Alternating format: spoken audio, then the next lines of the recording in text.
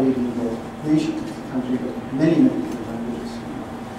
All you have to do is, if you know anything about the United States, if you live there and you can serve out of time, all you have to do is spend some time walking down 14th Street in New York, or hanging around Broadway or Los Angeles, or going around Chicago, or better yet, going to your local Costco, where on a typical Saturday, you will hear as many as, the last time I counted, and once an hour the local Costco, the last time I counted, there were probably about close to 12 different languages that we heard just standing on the chat room, from Arabic to Russian. And then languages we couldn't even identify, vaguely Eastern European, vaguely Asian, Mandarin, Cantonese, to the extent that I'm able to make them out. So the United States, on the one hand, has always been a polylingual country, but on the other hand, there's always existed a kind of ideology of language in the United States, that the United States is monolingual, was fated to be monolingual, and English, of course, was the language of the American people and the American nation. So there's a sense in which English is sort of like this exceptional language for guaranteeing and projecting the exceptional nature of the United States as sort of like the city of the last great world of democracy and so forth. It's what in American studies is called American exceptionalism. So there's an intimate connection between English, a certain ideology around English, around monolingualism, and a certain idea about Americans place in the world as sort of this exceptional power that is able to guarantee and safeguard democracy and freedom, etc., etc., etc. And this, of course, becomes crystallized, especially during the Cold War. I also found out that even before the Cold War, these ideas had already begun to percolate, though in somewhat more muted fashion, beginning with the very founding of the U.S. itself. One of the problems that the 13 colonies had after they had broken from Britain was to decide on what the national language would be. And I was very surprised. I was like, English is called out conclusion, or English would be a national language. Until I found out, after reading some sources and reading some of the texts of the founding fathers, that there was actually quite a bit of debate about whether or not English should be the national language. Some people, for example, suggested that perhaps the United States should be bilingual, English and German, because there are a lot of Germans who lived in the U.S., or what was then to become the U.S. For example, I found a very interesting detail that I mentioned in the paper, that Benjamin Franklin, one of the founding fathers, the first newspaper he edited was called the Philadelphia Gazette, which didn't make very much money, and because he lost out to German readers that were much better than he was. And since then, he developed a really ties towards the Germans instead of the Germans. But anyway, so there's all this debate. Some people thought that Benjamin Rush and other founding fathers thought that maybe U.S. education should be bilingual, German and English. Some suggested perhaps French, because of close ties between the United States and France at that time.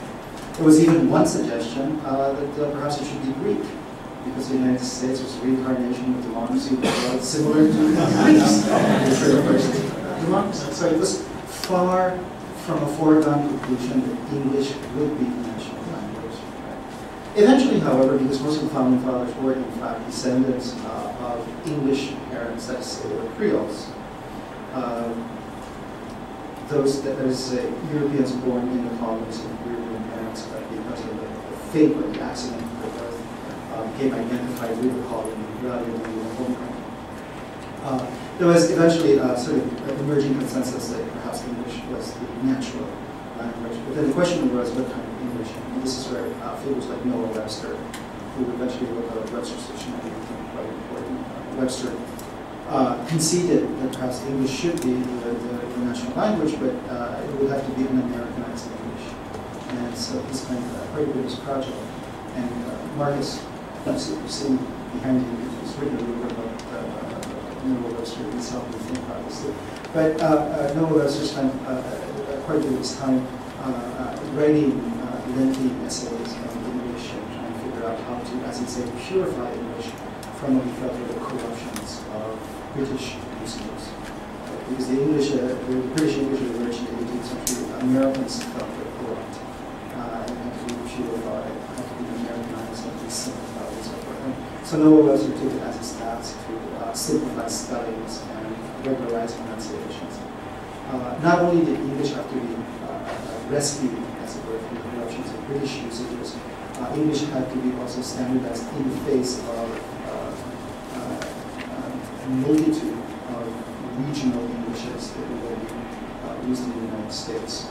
For Webster and other founding fathers, there was a great deal at stake in the normalization or standardization of English. They felt that if regional Englishes were allowed to proliferate, it would cause disruption and eventually disintegration of the Union. Right after the British, right after the British 50 colonies felt itself very vulnerable, not just to external attacks but to internal deception. So they felt that if linguistic differences were allowed to proliferate, it would destroy the new United States. So there's a necessity not only to rescue the English from the old colonial master, but it was also necessary to standardize English and rescue it from what Webster called the barbaric usages of people from different parts. So what happens with English in the United States is American English, I argue, comes about as a process of translation. English, it says American English comes through what some linguists call intralingual translation. Right? Not instead of interlingual, but intralingual English. American English is as it were translated, not just from British English, but also from regional English. So there's a double translation that precipitates and crystallizes American English, and over the years becomes standardized, and that then becomes upheld as the norm. And so I argue that if you look at the early formation of American English, we will arrive at some working hypothesis as to the American notion of translation. Right? Translation is instrumental.